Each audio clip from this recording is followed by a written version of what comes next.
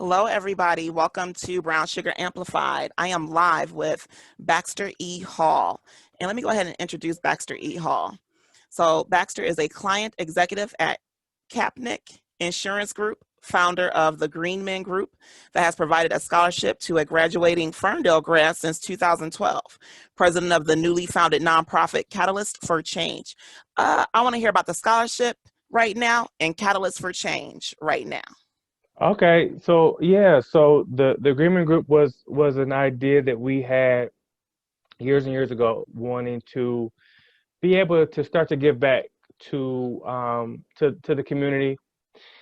And so in 2011, we officially sort of founded the scholarship piece of the Greenmen Group. And every year since the graduating class of 2012, we've given away a scholarship to a Ferndale High graduate. So definitely looking to raise more money to be able to give more scholarships and be able to do some additional things. And um, which kind of leads me to one thing that we really haven't talked about yet, that it's sort of literally in the process right now, is our newest venture, which incorporates friends that I grew up with. We all graduated from Ferndale, and it's something that's super important to us.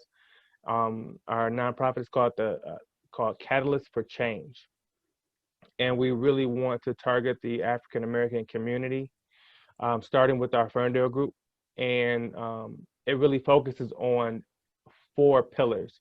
So one being education, the other being mentorship, Okay. also mental health is so important, and then another one that we tend to lose sight of is financial literacy. So those would be like the four pillars that we will build upon. Some things we'll create from scratch, some things we will partner with other groups, but really want to make sure that we are putting these kids in the best position to succeed, and maybe fill some gaps that we didn't have when we were in their position. So definitely looking forward to that, and there'll be more news on that to come soon. Awesome. I'm glad to hear that. I had to separate my screen here real quick. Whatever you need, whatever you need to do, But I'm we here. good, we good. So tell me this, because we haven't heard about this. I have not heard about the Green Man Group Yeah, at Ferndale, and that's says that you own that and you started that. That's black owned. That's a black person given a scholarship. What's yeah. the criteria for it? Does it have to be a black student? So we did not designate that it had to be a black student. What we said was we we sort of used a weighted sort of scale where we gave more um, deference to the lower income folks.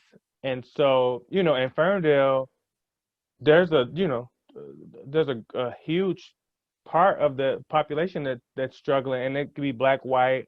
Yeah. So it's been a mix as far as the recipients over the years. Okay. But we really tried to make sure it was more of a need for folks, and that financially, if there were some things that they maybe were struggling with, we kind of gave more weight to the financial piece. This catalyst for change, we will specifically target the African American community, so it will Okay. be a little different, and we'll either figure out how Greenman fits inside of that, or we'll incorporate a different scholarship. But definitely the scholarship piece has to be a part of it. And yeah, just super excited about some things that we're putting together. Awesome. I'm glad to hear that. Yeah. So, Catalyst for Change will have a scholarship aspect as well. Or what's Catalyst for Change going to really impact in the African American community? So the four pillars is really where we want to start, right? So to give you a nice overview, the from the education piece, we really want to provide some tutoring, um, and really focus Mhm. on some of the STEM curriculum. So Okay. the thought is that if when folks start to get behind and lag as far as grades and just being Hmm. able to comprehend, that's when they start to fall off, right? They Exactly. will, you know, drop out, start skipping. And what we want to do is try to close that gap up. And if we focus on those STEM programs specifically, the hope is that we'll be able to get that dropout rate lower, but then also properly prepare the kids for whatever's next for them, whether it be college or just a trade school or the military. But we want to properly prepare them. So the education piece is huge. It really kind of dovetails with the mentorship piece and providing personality assessments.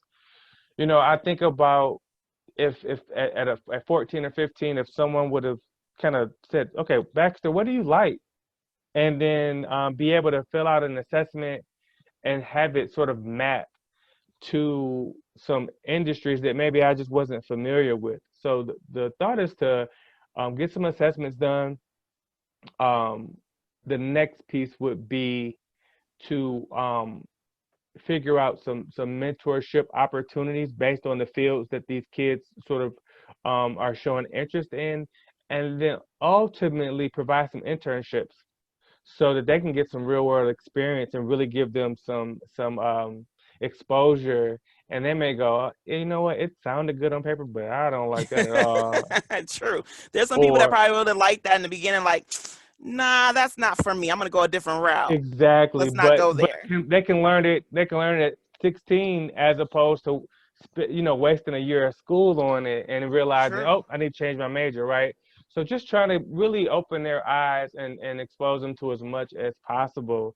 The financial literacy piece is probably a little bit more um, straightforward as far as just empowering the kids, having them get a better grasp and concept of money and sort of credit and loans and all that stuff and how it impacts them moving forward.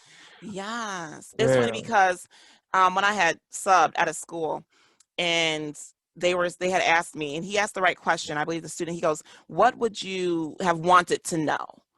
Or Mm, what aren't they telling us? A student had asked me that, and this is right. at a school that is majority Black. And I said, if I had known that going to school in state was cheaper, I would have did that. I said, Yeah. versus loans and loans. And I said, and get all the free money you can get. There's tons of free money. I say your generation is so Right. lucky you have the internet, and we didn't have the internet like that back then, to where Right. you could find out all these scholarships for just being left-handed, scholarships for this. I said, go out there and hunt down early on all the free money Yeah. you can get. Exactly. And yet, out of state may look good, but do you have a benefactor? Or are you going to be on loans? Because then you're coming Right. out in the hole. And I think our educational system, especially when it comes to higher learning, does our people especially, as well as others, such a disservice. Yeah. Because when I Absolutely. was working in loans and I was on the student loan team, and for private loans though, a lot of people had to call in for private loans, and of course a lot of African Americans, if they didn't get the loan, the parents were upset. And I said, versus if a foreign student was to call in, they didn't have a social security number, they got the loan to go to Mm, school.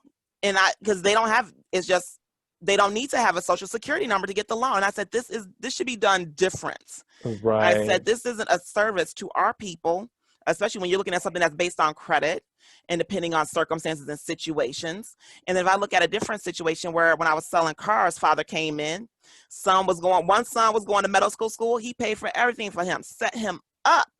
Yeah. The other student, the other child, and I had to laugh too. I'm sorry. Other child going to Hawaii to teach. He was like, you pay your own car. Here's your money.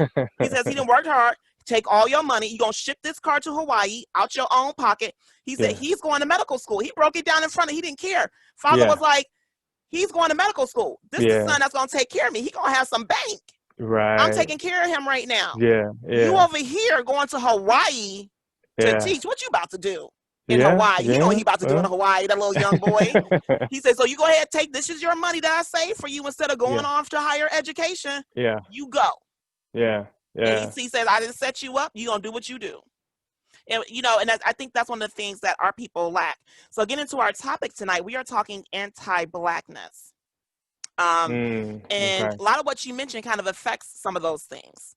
It affects what kids are told in school. Because I know talking to, talking now to some of our white counterparts, some of my white friends, it was, a teacher really, took time to sit with me and explain some things and did this. I was like, heck, I went to the counseling office. I got a pat on the back and was told you're gonna be all right. Us Mm, black women, we get that, you strong enough, yeah, girl. You go ahead with that yeah, pat on the back and go. yeah, yeah, So yeah. I want your take on anti-blackness. What does it mean to you? When you hear anti-blackness, what do you hear?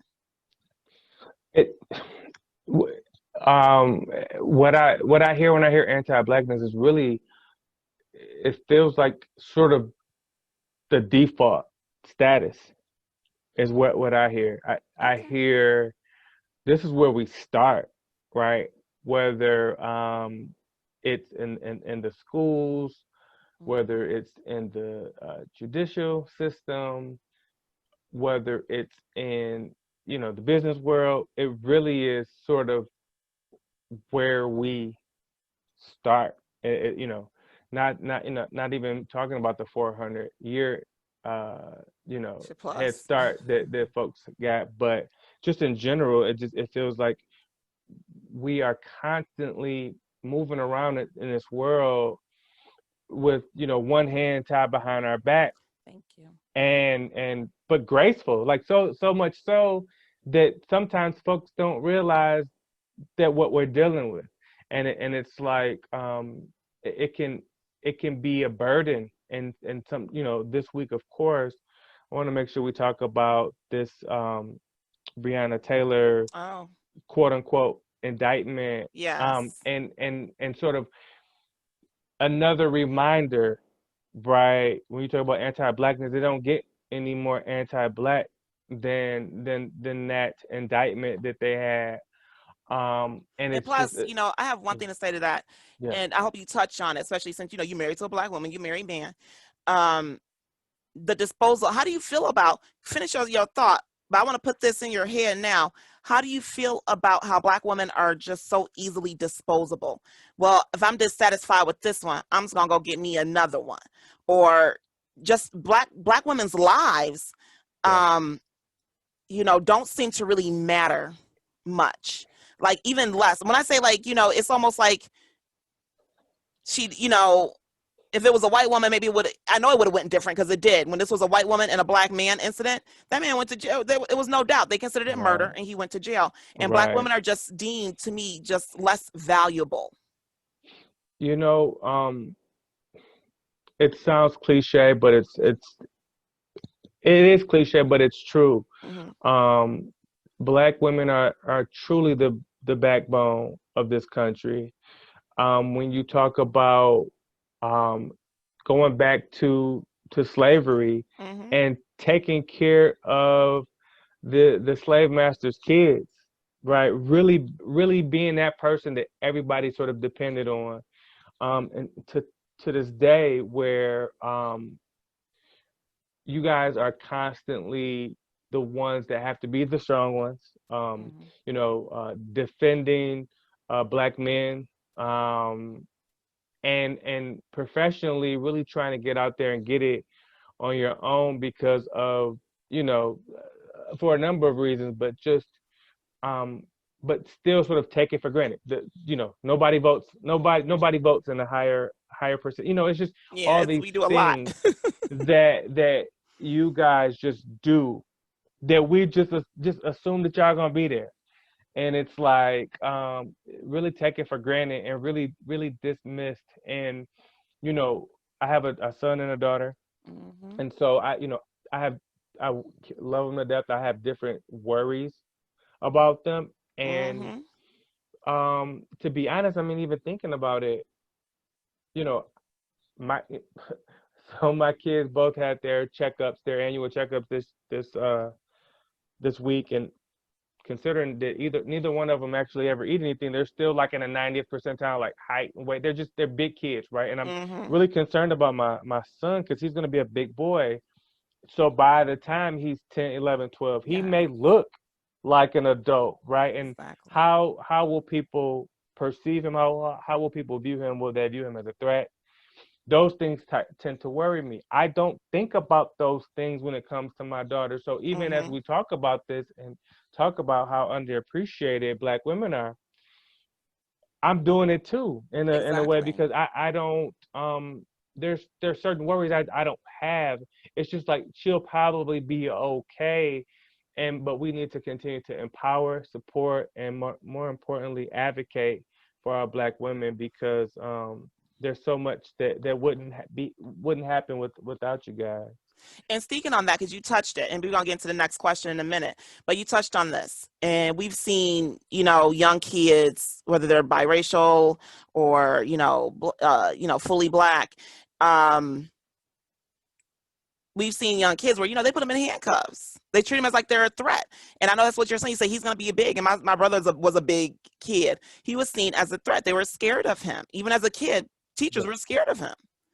And I think that's, when that anti-blackness, when we get into it eventually in the school systems, but just being a kid and you're only 10 and you're doing what kids do. And I've seen it when, I was working in the school systems, and well, he knows what he's doing.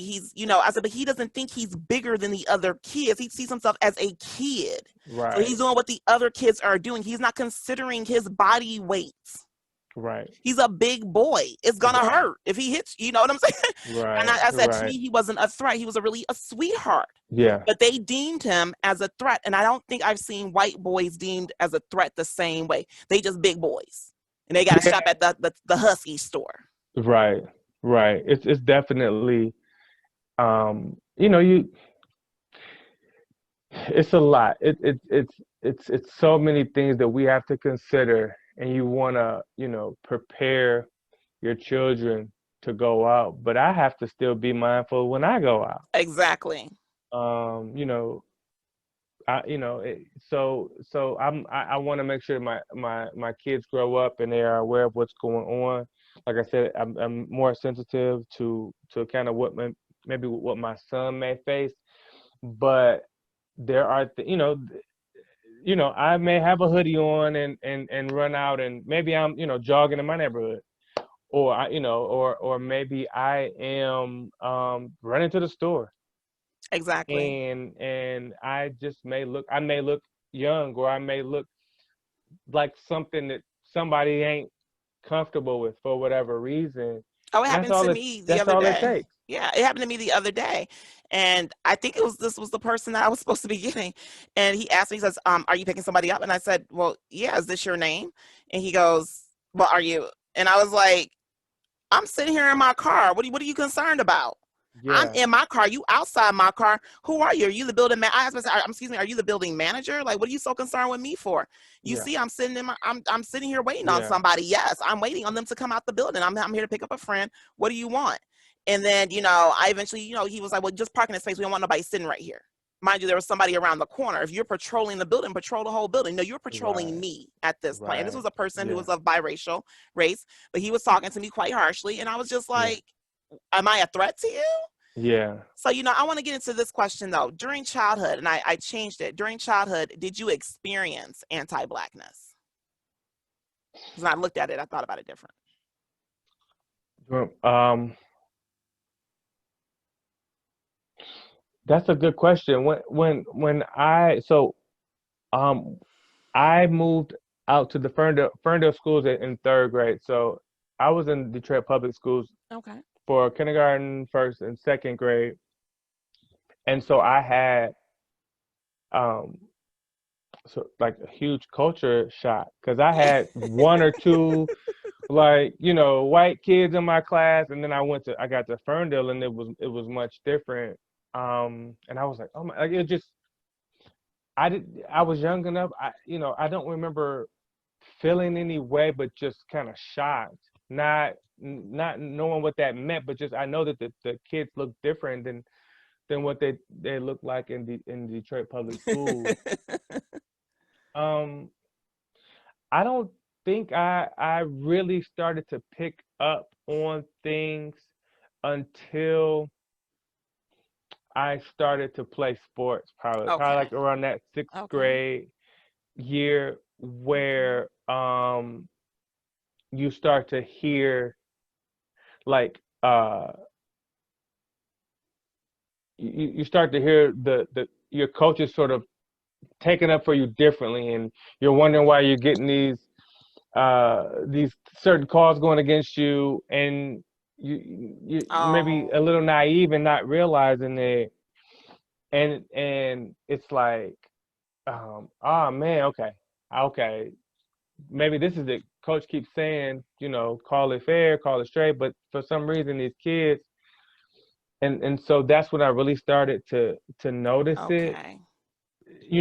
when I as I look back on it, right? I mean, I went to TAF where there was the open class.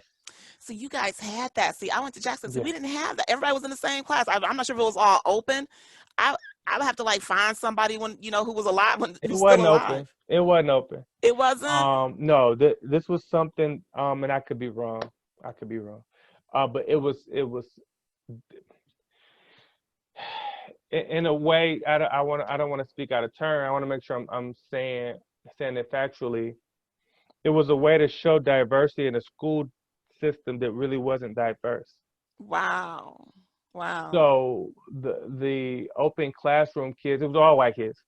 Okay, that's what I heard from a Yeah, parent who had a child yeah, at the time, and she goes, "We didn't understand." And she said, "We didn't understand." I found this out a long time ago. 'Cause like I said, I went to Jackson. We all walked to school together. We were all in the same yeah, class. Like only time you had to leave the classes if you went, like maybe you had a services or something that you had to go do, like a reading service or a yeah, hearing. You know what I'm saying? yeah. So I'm looking at these people like I was always trying to figure out what that issue was I because I was mean, like, we didn't have that. you talk about, and like I said, and maybe I'm remembering it differently, being an older man now, but we did not really like the open classroom kids. I don't know if we ever equated it to race, but we definitely were. It You were was treated kind of like, different. You were being yeah, treated and different. You we knew you were knew being it. treated different. And all the black Yeah, kids over here and all the white kids over here, you just looking like, yeah, and I mean, there was white kids that was just in, our general schools, but the open class kids, it was all white kids, and it was kind of like, like if we got outside, if we had recess at the same time, it was like, okay, we about to, y'all want to play football? We about to kill y'all. Like we about to like we that's really just felt some type of way, and I don't even know if we knew why, you no, know. because it's not taught and it's done in a way and it's still done, even though you don't have some of those same things because when all that was still done away with. And then for some strange reason, I don't know if it was a parent push when it was added back, and of course it's been done away with again. But they had Yeah, separated the schools over here. You was over here at that time, when your kids was yeah, over here at that time. yeah, And it's like, why? And it was separated. Not only they did it by, they said by, it was like really by income, but you knew who was disproportionately affected. Even though so the school had sure, some poor white kids, and then it had the other black kids majority, and then you only sure. had like speckled in black kids over here. And then they don't understand why. Um, when we find out about things like a disproportionate number of black families was affected by the enrollment process, Mm, and then it's like, and they just want to go on like it's not a big deal. It's like, no, you need to say something. yeah, yeah, You can't just keep going on. It's like you're not seeing them. So when racial incidents happen in class and parents they really want to get to the bottom of it, they really want to deal with it, and you're just like, oh no, like you want to act like it's not happening, and that's black staff. That's because we got to make the school look a certain way. yeah. Then you're not seeing us, you're not seeing our children, and you're not attending to their proper needs. So what do you think? So now, and I guess I should have sent it to you. You have to read it, but I'm ready. I'm ready. I if you think were to have heard, you probably read it already. If you heard about it, knowing you like, really, we didn't adopted this.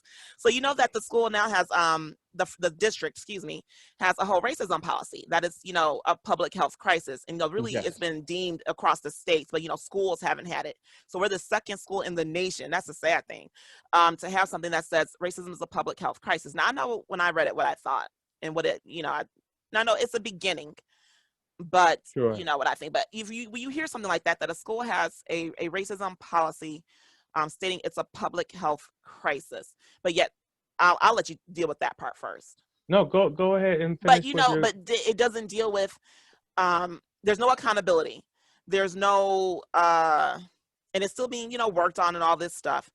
But when you look at, well, they're just going to do more training, and I just, in my head, is like, how much more training do you need? Mm, The things keep happening, so you need to do some other things. what do you think? What do you think should be done? What else do you think should be done? Oh, there's some structural changes. If a system, we already know, I don't need to see any data to know that a system that's built on systematic racism, when it was Yeah, segregated years ago, and all y'all did yeah, was throw us up in there, didn't change not one rule, not one anything. sure, All you did was throw us in there with people sure, who really didn't like us. I'm not saying it's sure. still like that, like you don't like us, but we know there's anti-blackness. We know that the children get treated different. We know certain things because Well, people what? can't fully get over their biases. I don't need to Right. look at data to know that the numbers are disproportionate. And it's nice. It's nice to have something like that. But if you're not going to fully instill it, what's the point? Yeah, I think it's a big deal to acknowledge it, and then it's kind of like, okay, now what, Thank you. right? Thank What you. can we do? And there's statistics that show that if you have a teacher, that if you have a if you're a black student, you have a white teacher, you are less likely to be viewed as advanced or gifted. True. True. Um, if you take a white kid and a black kid, and they get into the same type of trouble, it's not viewed the same way. No. It's viewed much more harshly, um, when it's a black kid, right? And True. so No. so Oh, that true. leads True. to suspensions, You expulsions, know those numbers are high. and then where does that lead us? It leads us, right to the prison system. We're getting kicked out of schools. Where else do we have to go? Um, and so the piece, the equity piece is one of the most important pieces. Okay, we've acknowledged it, and now we need to get some leadership that's representative of the population that they're serving, so that there can be some more compassion and empathy Exactly. around the needs of these children, and many times, whether it's unconscious or not, there's bias there, There and is. it won't completely be corrected until we can get more equity in the leadership positions, the teachers, the just the general faculty, um, and you and I were offline talking about the board, and it's those are the places where it matters, because when these decisions are coming down, there's other people in the room that may say, wait, hold up, that ain't right, that's not good enough, we need to do more, we need, or whatever, but Exactly. that perspective ain't there. It's just not Exactly. there. Yeah, And it's hard to get them to realize that because when they say things, they want to get offended. And it's like you sometimes you got to remove yourself. It's not to offend. It's not to say you're not capable. It's not that. But to me, if you have to wear multiple hats as well as portray something in a positive light, there's no way your eye is always going to be focused on equity. yeah, And you need to have that person or that equity voice, that equitable eye, that person that is like, hey, are we being equitable right now? Or yeah, we just need to make a decision, and so we just making a decision. yeah, It yeah, needs to be there. There needs to be that person that's going to focus on that, and that is what their focus is. If you got to do budget, you got to do this, that, and the other. Equity isn't always in your head. I don't believe it. There's no, as a parent, when I worked for the school system, and there was things I didn't agree with, they looking at me like, this is where your check comes from. yeah. So and, you're and either that's the with other us or thing. you're against Yeah. us. It's, well, maybe this isn't the fit for you. And I mean, Well, you know what I'm yeah. saying? You get Well, that. that's the thing, You get because that threats. if you're just the one person and you don't really feel like anyone's going to advocate for you, Exactly. either they're going to force you out, or you're not going to feel empowered to speak up.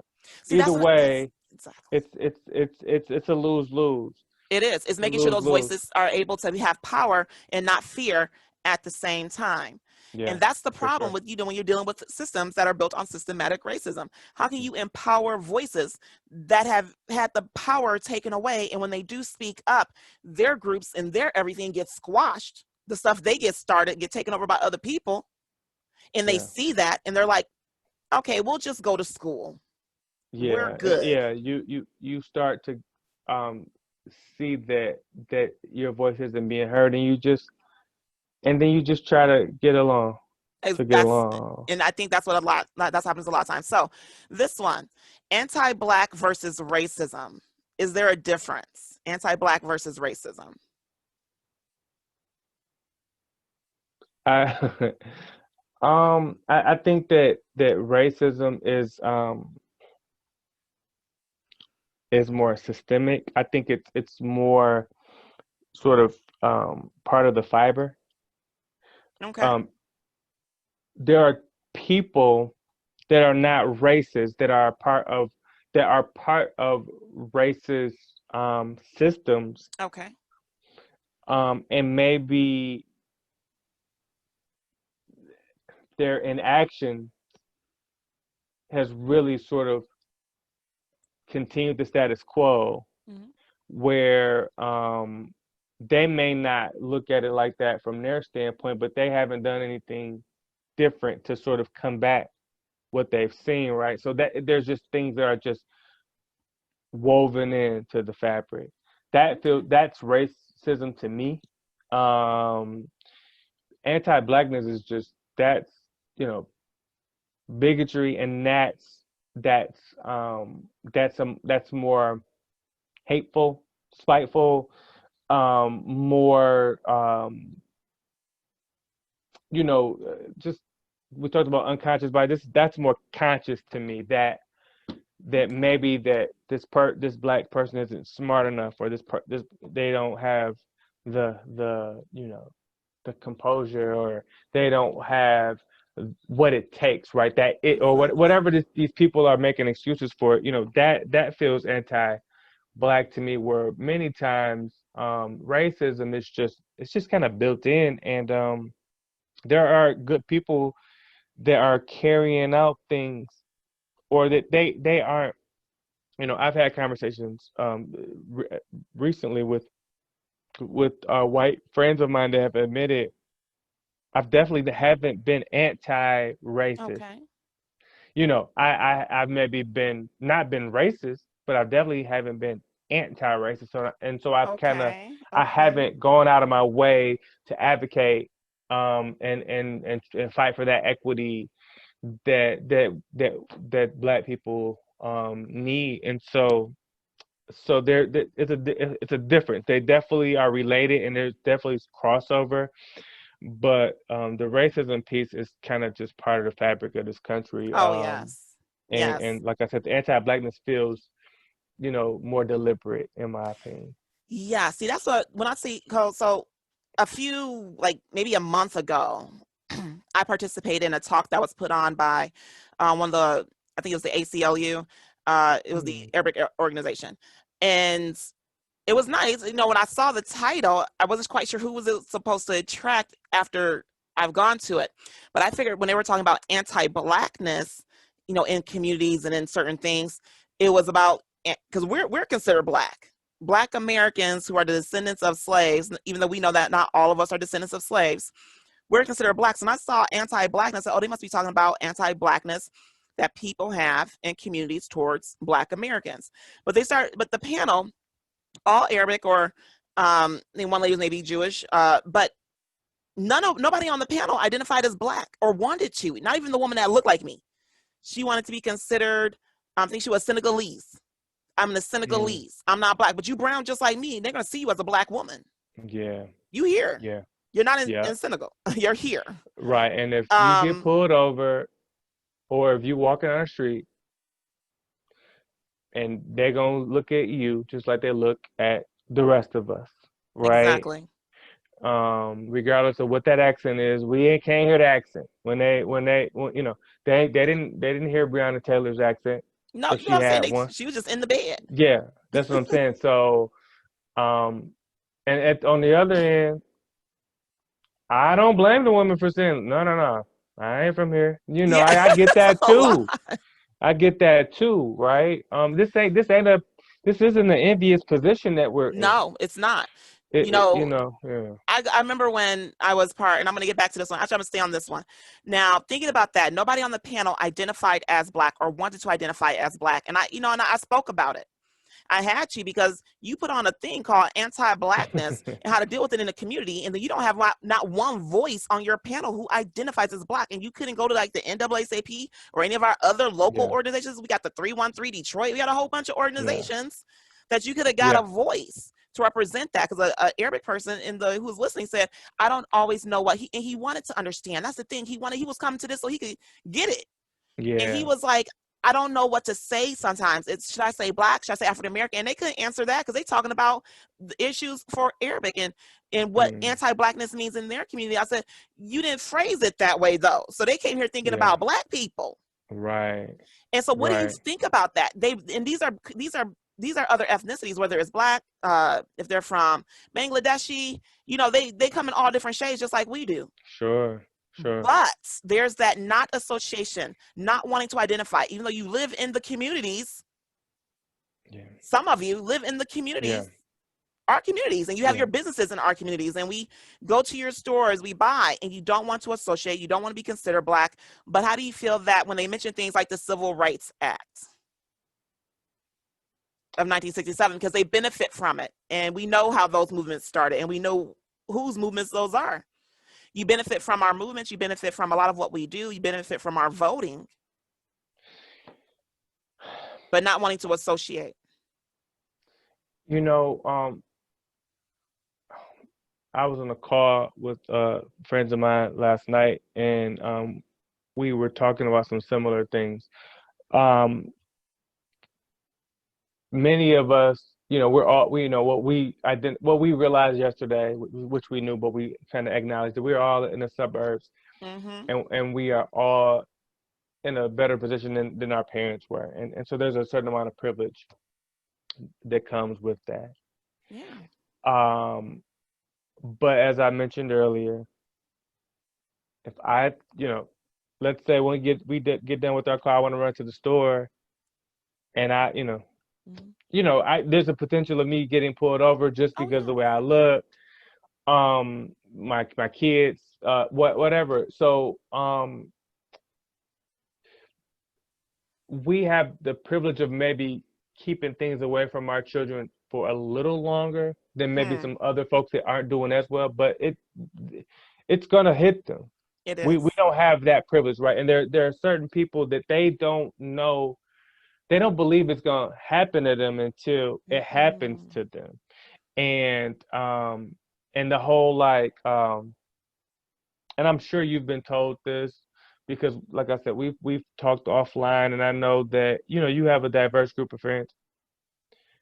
Crystal, you're not, no, but no, not you. You're not like them, Yeah, I got that my right? whole life, especially in school. So speaking on that, since you brought it up, maybe I told you, since you brought it up, Baxter. So for girls, and this is what's sad for for your daughter, she may get it earlier than the son, because boys, they tend to like, they just want to play. You playing ball, I'm playing ball. That's all they see in the beginning. He likes to play ball, I like to play ball. Girls start to judge each other a lot sooner. Well, why are you darker, or why is your hair like that? They start to look at things like that a lot sooner. And I'll Sure. never forget, when I first came over here, because I came just like you, I came from an all black private school. This was a culture shock. I was like, no, you need to send me back. Yeah. I'm like, this ain't even good. I was just like, and it wasn't because it was majority white, but coming from a conscious family, I came from a very conscious family. My mother wrote for like the union newspaper. She worked for the auto industry, but she was very active and took classes. I was reading her psychology books. Um, we didn't know what was being. My mom was like, I don't know what they teach at that school, but y'all learning Black history here. Yeah. We knew all of we knew there were black cowboys and we knew their names. And Yeah. it's sad 'cause when I went off to college and they were listening to songs like Buffalo Soldier, they grew in the Bob Marley, and I heard Buffalo Soldier. I was Yeah. like, oh yeah, he's singing about the Buffalo Soldiers, y'all. Yeah. I was getting, they looked at me like, that's real. I said, yeah. And y'all more black Yeah. than me. You don't know your history. Right. Oh yes, Yeah. but speaking on that, I was walking home with a young lady, and she was my best friend at the time. And of course, like I said, for girls, they hear it earlier, sooner. And she called the boy a nigger. He was having an argument with her brother, and that it didn't matter that her friend was black. Mm. That boy who was arguing with her white brother, and she was raised a certain way in her house. That that word is in their house. If she said it that careless, Sure. what she was Sure. being taught. And so, Yes, I have heard that. And it's like, then when we were walking home after she said it, and I'm in shock because that was my Yeah, first encounter with the word actually being used in front of me. I yeah, was in shock. And she said just what you said. Oh, you know, you're not like those people. That boy's a yeah, nigger. And I yeah, was like, no, we brown. We both yeah, brown. yeah, This don't change. And that's what I think people yeah, fail to realize. This does not change. I wear it every day. yeah. You don't have the option. And you may be in a different community where you know, let's say you are Arabic or something like that, and maybe you live in a predominantly Arabic community, and so it doesn't feel real to you until you're mistaken for a black person, right? Wow. There's obviously there's a huge um you know, there's a, you know, a lot of hate for anything that's non-white. You Wow. know, Trump built his campaign on, you know, building a wall, right, Hmm. and alienating the Mexicans. There's there's always sort of a common enemy, right? And the black people, we, you know, we kind of been here. We already, you know, and so it's like, okay, let's switch it up a little bit. Let's talk about the border and talk about, you know, the Mexicans now. But it always comes back to the anti-blackness, or those racist things, and they can't get away from it. And I pray that they don't have to encounter it and really see how it feels to be on the wrong side of this, because it ain't no fun. It You ain't know, no fun. usually until they do, because most Spanish, they're, you know, I told my friends, I was like, no, y'all seem just like us. You just speak a different language. No, you know that right now. I don't know about any other race, but I know about yours for sure. You're Yeah. seen just like us, and they know it. I remember my one friend who's basically, you know, she's basically my skin complexion, but she's, you know, Puerto Rican. And she's like, yeah, you know, she knows that. And, you know, they have encountered it. So for them, it's different.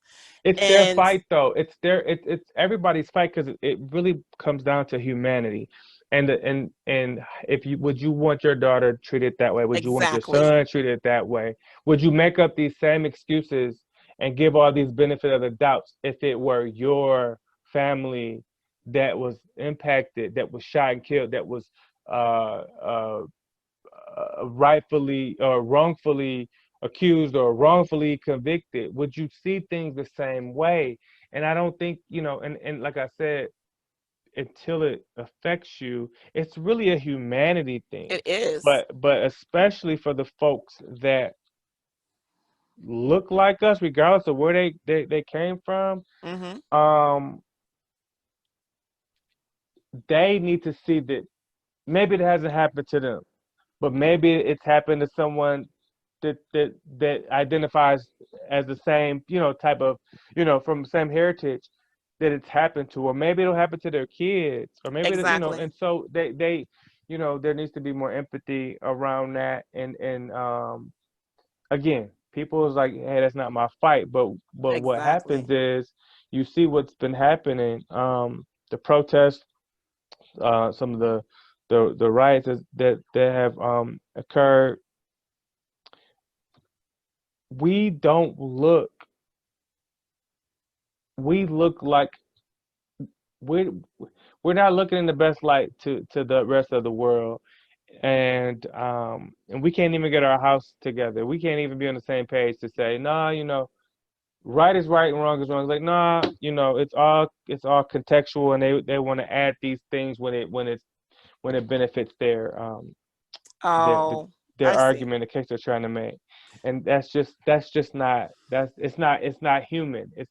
It's not human. It's political, and it really boils down to a lot of deep-seated racism. Yeah, I think it is what you say, humanity. Until it happens to them, they don't see it. And then it's like, oh, you know, it was funny because the man who was painting a Black Lives Matter, and he's, you know, Spanish man, and he was painting it, and the lady said, should you be doing that? And he was like, excuse me. It was in, I think, like San Francisco or someplace. And she didn't ask him. The appropriate question is, oh, wow, is that your stoop that you're painting that you own? That's the important question when you think Right. about it. where he was and what he was doing, and obviously if he's painting it. Right. So, and she goes, we don't think you should be doing that to someone's property. And he goes, someone's property? And so he was like, so if I lived here and I'm doing this, it's all right. And he said, like, yeah, yeah. And he goes, okay, cool. And then you think they would have got it. And then it's like, but since we know you don't live here because we know the people who live here. And he goes, you know the person who lives here. You've seen him before. Mind you, it was him, and the cops even recognized him. I don't know if he was a personality in the area, but when the cops saw who he was, they were just like, hey, man, what's up? Because they recognized him. But he says, no, this is every day. He knows how he's looked upon as a brown person. And it's funny because most brown people don't understand that, because you go to where my children's father lives, they want to identify like him. And my children's father is white. And him as a white man, and this is just tells you how ingrained, even though he considers himself PC, he works for basically an all-black organization, all that stuff. He said, I don't understand why they say these things to me about black people. And he's like, they act like they identify with me. And I said, I wish you would tell them that and see why that would Right. change. Because then they understand that you don't see them like you. Because even him saying that with black children, he says, they act like they're like me. And that's exactly what he said. And I was like, you should let them know. Tell them. He says, I said, well, what did you say? He says, I know nothing. I just bought myself what out the store. First of all, you shouldn't have bought anything. Yeah. I was mad about that. It's like, you should have just walked out the store. I said, it's like that. People move into certain neighborhoods and they don't want to identify, or they see themselves as, something else until it actually hits them. That, and like you said, it's a humanity thing. How do you want to Yeah. be treated? There it needs to be the people that aren't directly impacted that speak up with the loudest voices Mm-hmm. to hold the other folks accountable, because if it's the oppressed, or if it's the person that's being under the scrutiny, or being made fun of or alienated, it feels like retaliation, or it feels like it's out of anger. But when the person that isn't being targeted speaks up, it speaks volumes. It does speak volumes when you're not being targeted, when you're the one that's like, hey, that's a brown person just like me. That's not right. And Yeah, or usually I'm a white us person and that's and a white person, black person or a brown exactly. person. That it needs to be spoken of, because that way we can try to start having these conversations at the kitchen table, holding our Exactly. parents and our grandparents and our racist cousins and brothers accountable in private, and saying, have you thought about what you're saying? That's not okay. That's not nice. It's It's not. inaccurate. And giving them pause, because they do feel more comfortable talking to one another. And if you start to make them feel uncomfortable, then maybe it'll change their mind. Ex- And if everyone can sort of step up to the plate and just kind of hold their people accountable, it will go a long way. Because being passive and being not being racist isn't enough. no. No, It, being passive it's definitely not is not enough. enough. And you're not the first to say that. And even I've had friends, they say, I tune in to some of your talks and some of the things you say, and I definitely tune in some of your posts. She goes, you know what? It's not your job to educate these people. And it's like, these voices, like you say, white voices, other voices, they need to stand up and say something. Once other voices start standing up, but then I have to go back to what a friend said to me. So, when I was, doing some things, and I'm still doing advocacy work within the school and stuff like that.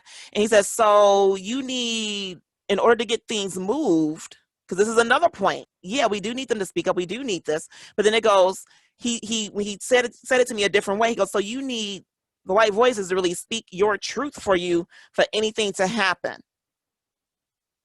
And I said, you know what? Unfortunately, where I'm at, until they do stand up, not much happens. It wasn't until that happened that some things started to get done. Wow. Unfortunately. I had an acquaintance that I met. Um, he had his own business, logistics, um, trucks, and black guy. Um, but he intentionally hired a white woman to sort of answer his phones and sort of run the office, because he didn't want to lose out on any business. Okay. And he thought that if they pick up the phone, he'd send her to the He made her the face of the company. Right, right. I mean, what else needs to be said, right? Whether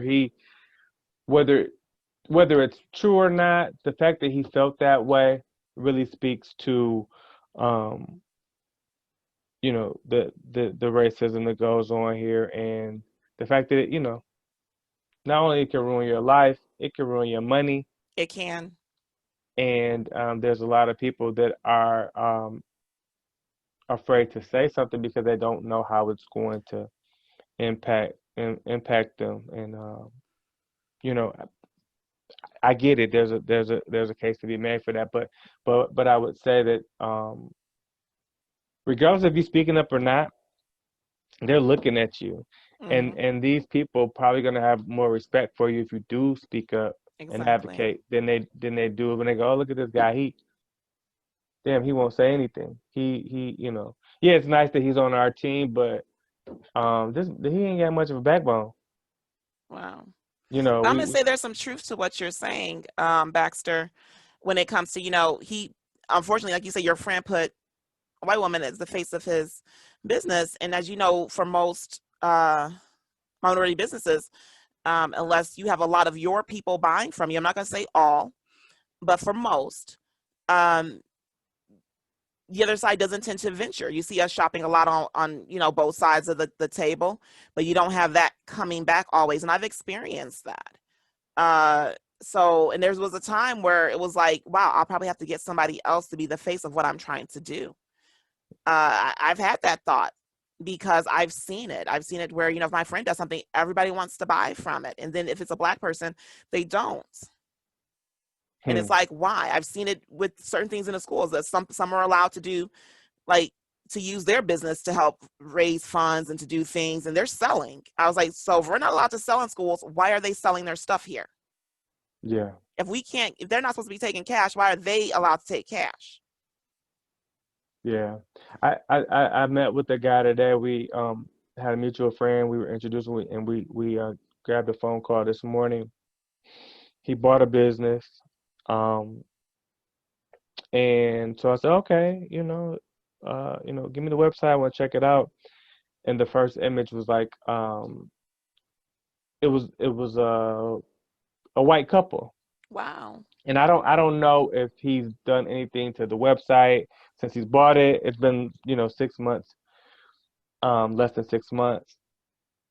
And it's like, will he change it? Won't he? I don't know. But it was like, we the dollar, right? You talked about folks coming in having businesses inside the black communities. Um, it's been said that the a dollar in the black community, a black dollar stays in the black community less than an hour. Yes.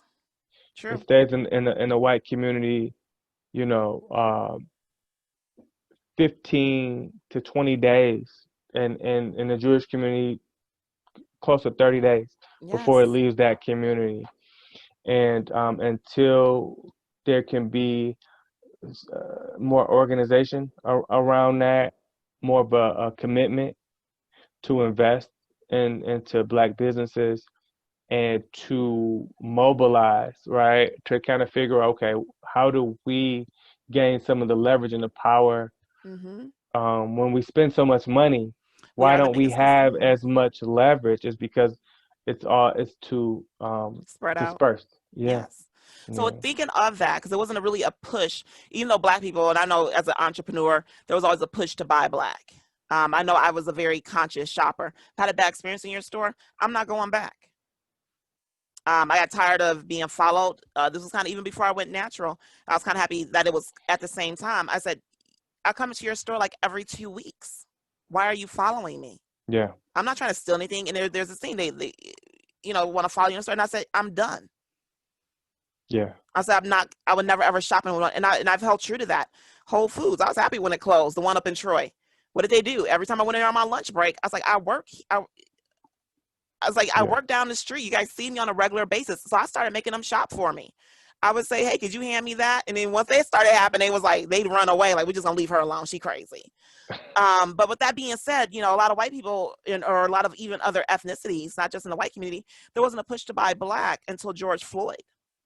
And I'm not sure if they Yeah. still doing it. Right. And with comments like, well, us seeing him call for his mother made him human. You see black people walking around with their kids for years, all day Yeah. long. All of a sudden, that moment where that man was being choked out and him calling for his mama Yeah. made us human.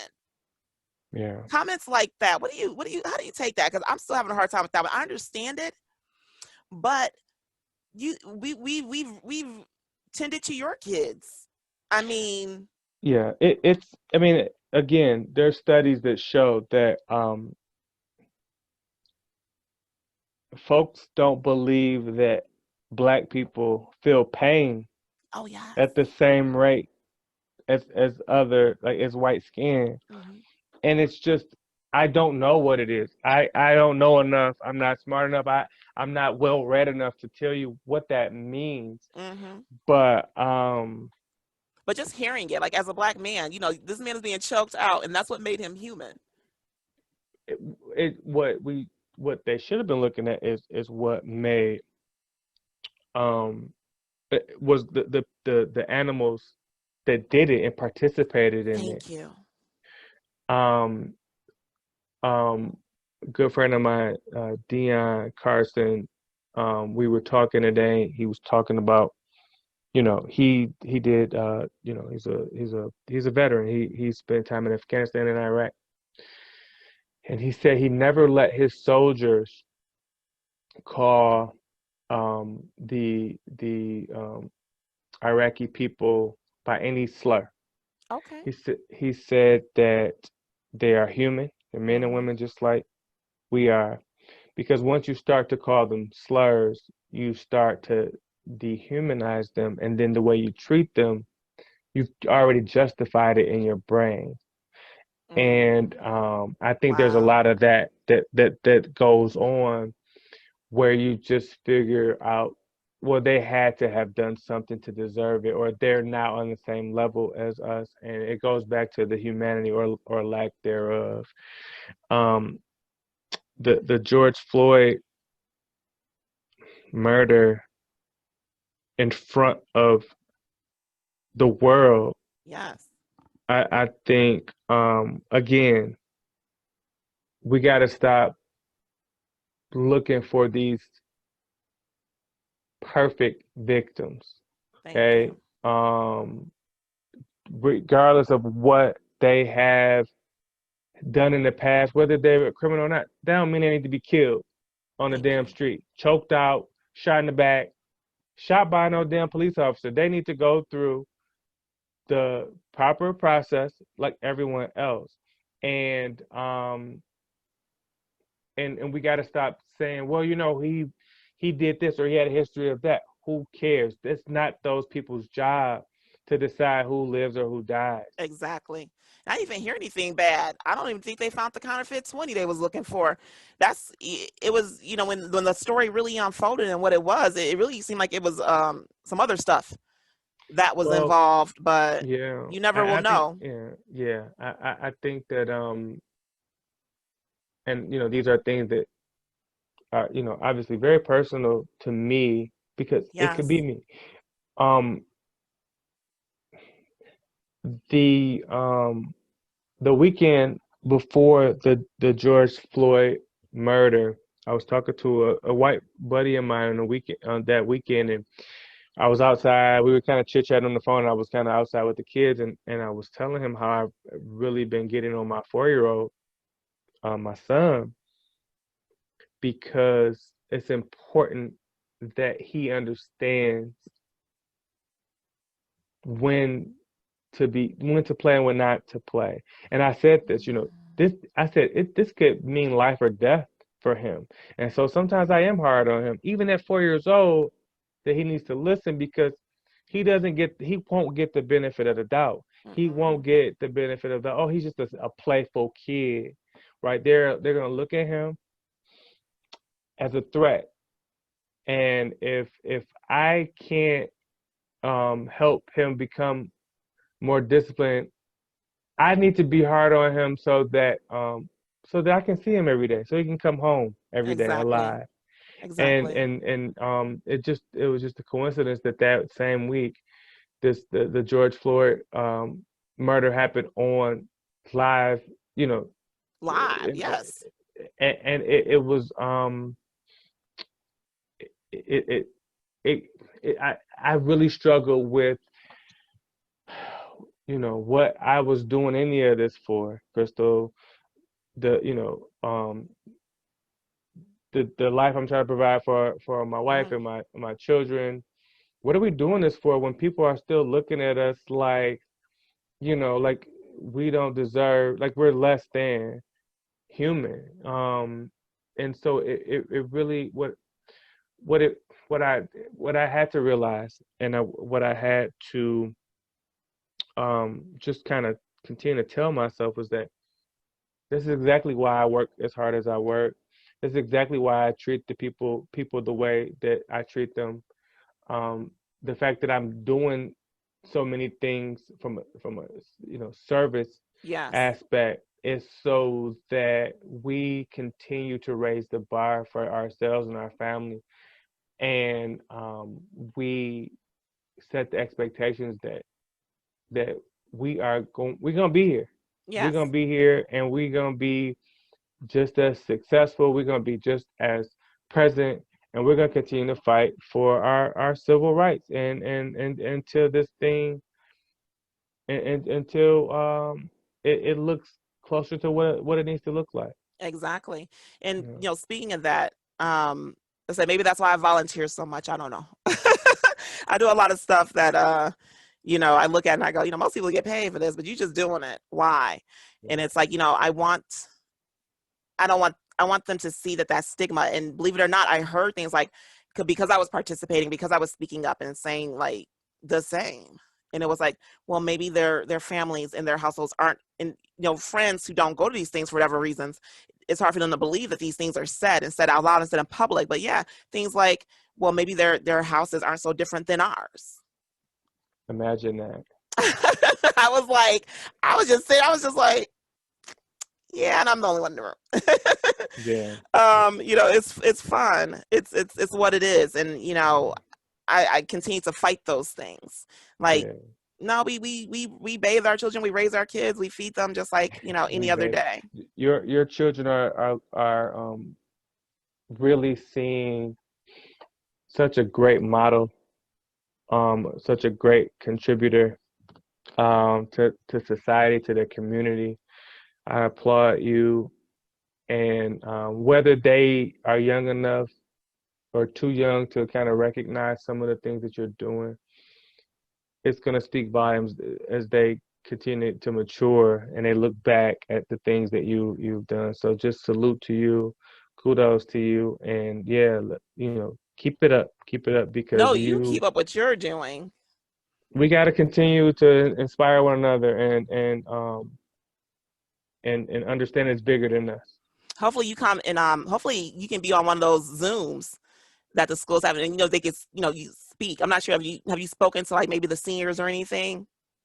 No, no, not yet, not yet, Ah, not yet. But there's hopefully. plenty. There, Lord willing, there's plenty of time for those things, and I would be honored. The group that I'm working with, they have so much to offer. Okay. Um, it ain't just me. These guys are phenomenal, fantastic guys, and I'm so proud to be able to call them my friends and my brothers, but also be proud to be able to build something with them, and impact the community like we intend to. So It's a legacy, and I want, more to it's come on hard that. Yeah, for us to see that because right now our legacies, especially if you look at Detroit, when you look at black owned businesses that have been here. When I say a legacy, you're going to create something and your name's going to be on it, like, hey, my dad built these things, him and his friends yeah, started this group. And that's what it's about. It's about legacy building. And we need to yeah, talk about these things more with our kids, about building a legacy. What are we going to pass down? When you look at other families, it's like, no, what we do is law. So what do you have that's established here? You got the Sam Burns things. Nope. right. Every single law. this is what it is. And you Yeah. start legacy building and doing those things. Yeah.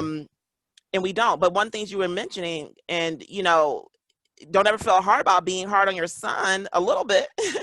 because like you say, you want him to come home. And I've known, and we've seen it where I heard of, if this is a childhood friend's son, at the age of like 7, sent off to juvie for, something that maybe if he was a different looking child, maybe they would have considered, well, maybe they were just playful. And it even seemed like, did what even happen happen? Either way, the girl's parents filed a complaint. He got put in front of a judge. They saw a black boy. Of course, this black boy did it. And at the age of 7, went to juvenile detention center. And the route already. Yeah. And Right. what happened. Yeah. So no, don't Yeah. ever feel, don't ever feel that. Now, I do want to end it here. I'm going to wrap it up. And I want your take on the conversations regarding anti-blackness. What conversations need to take place? Honestly, because some people are, you got white fragility. You know how I feel about white fragility. I'm kind of like, okay. Those things come into play, but the conversations need to happen. How can those Yeah. conversations come about in a good way? I think that first of all, people need to acknowledge that there are things that are broken. That the system is Okay. broken. It needs to start with things that the Ferndale School District is doing as far as acknowledging that piece. But then, as I mentioned, the equity piece is so important because we don't need anyone doing anything or handing us anything. We just need Mhm. proper representation. And I think it needs to be a conscious effort for schools, for any organization to add diverse um, uh, ages, races, ethnicities to give a proper to provide perspective where we may not have. So real quick, a story. So one of the companies I work for, a sales company, I think I was maybe one of two black salespeople at the Okay. time. And so the CEO was talking to a group. We were at like this little summit, and he was saying that at one point they had started to create a profile. They took their top successful salespeople, and they created a profile of what these people were, Okay. and they start to hire based on that.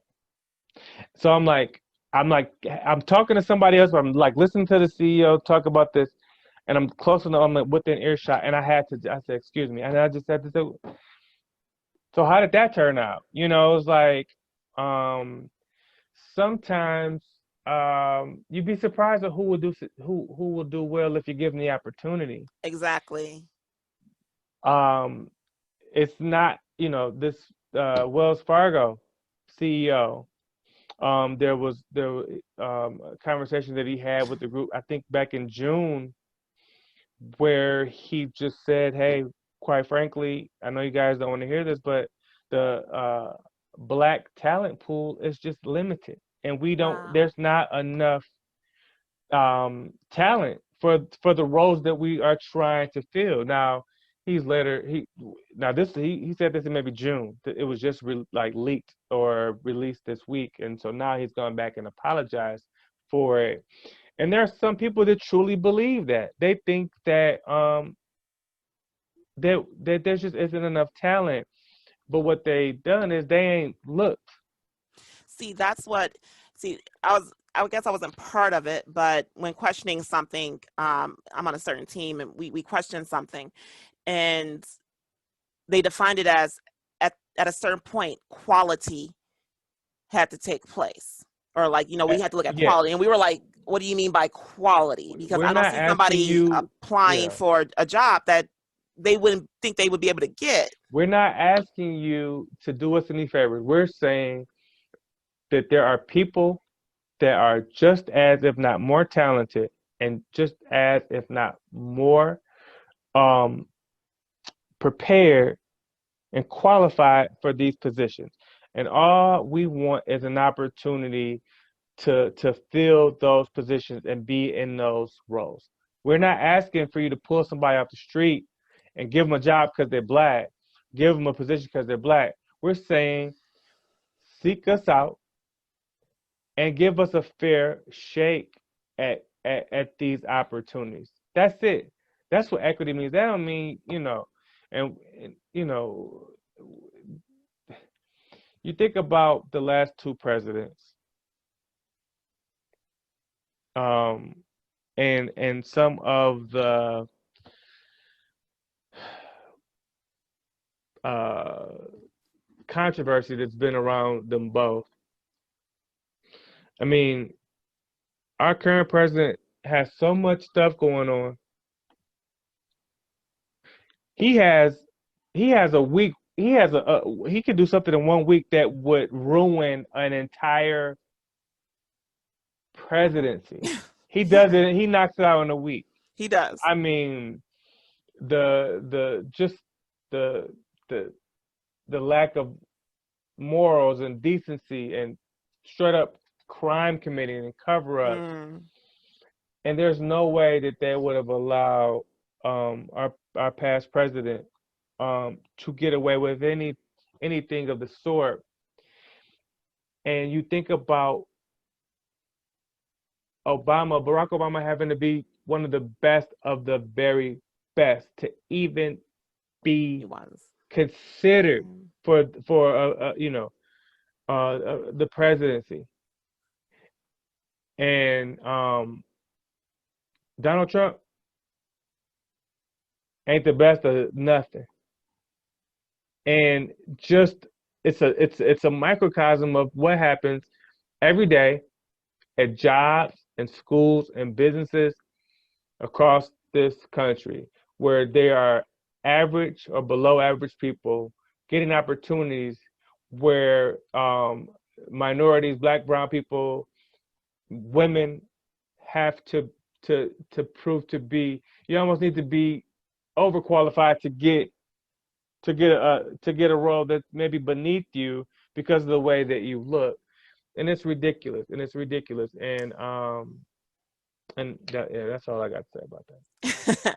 No, but what's hard is when you see it happen, when you see someone who is highly qualified and If anybody thinks somebody that man is impressive, if anybody thinks that man is impressive, okay, they got their bar is really low. who Trump. Yeah. No, they got some low. I look at majority of his supporters, and I'm not gonna say that about all of them, but majority of them, I'm just like, he knows how to play them, and that's the thing. He knows how He's to not play them. impressive. But no, it's not He's an not impressive impressive. anything. And this is the person that's representing our country. But there was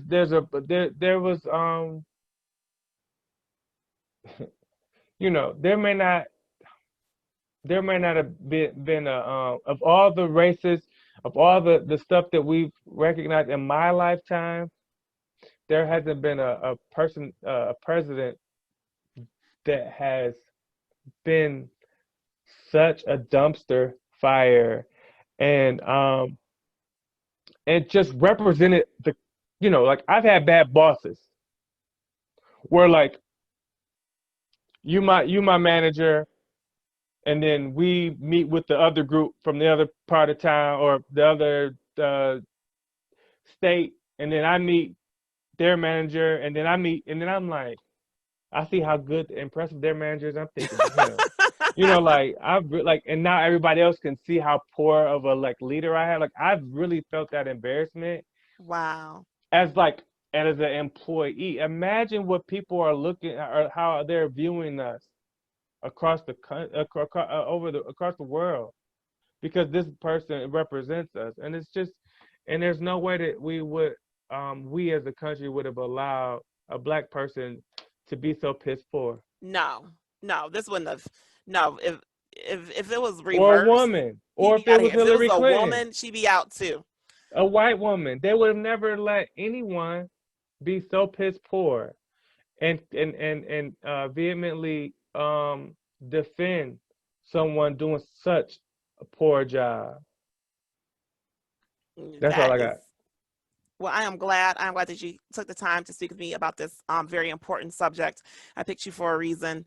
One, the show that you do and the talks that you have with your group, they relate to what I'm doing right now with Absolutely. this, and getting these conversations going, and just kind of like if we put it out there every day or put it out there enough that people get, hey, these are the conversations that we just have. Hey, these are the conversations that we need to have with our Yeah. children. Hey, these are the conscious thoughts we need to start putting in our kids' head. To me, the world needs to go from subconscious to just like going about their day on autopilot to conscious, to where what we're saying, what we're doing, how we're treating, where we're shopping, Yeah. what we're eating, just make everything Yeah. an actual conscious effort. And that's what I've Yeah. chosen. I didn't realize it, but I realized at a young age, I was very conscious, and I've chosen to stay that way. And I've Yeah. chosen to live a conscious life. And it's a little different. You talk a little different. This is why I chose you for a reason. You talk a little different. You act a little different. You don't think like everybody else. And a lot of people, when you are like this, they have a problem with it, or they don't fully understand it. So therefore, there's something wrong with you, not me, because you're able to have these conversations, because you're able to have friends of different races and backgrounds, and mix and mingle and do different things. There's something wrong with you, but yet you can still have these conversations. You can Yeah. still, be kind and be gentle, no matter what's taking place, no matter the dehumanizing of a people that continues. Yeah.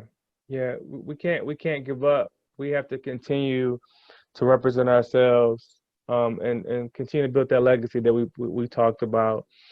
And we have a responsibility to hold our head high, to act with dignity, and hopefully we can inspire some others to do the same. That's what it's about. It's about inspiring others. On that note, thank you, Baxter. Thank you for talking with me. We're going to continue these talks. Uh, Absolutely. Thank you for reaching out, for sure. I no appreciate it. problem.